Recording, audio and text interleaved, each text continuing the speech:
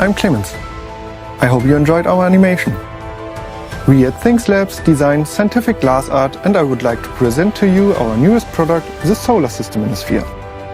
As you might have noticed, this system looks a little different to other typical representations of it.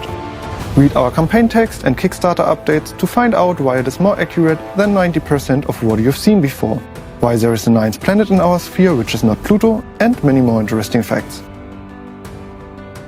The solar system sphere is part of a product series from our previous Kickstarter campaigns, where we brought Earth's starry sky, the Milky Way, and the supercluster structure of universe to life.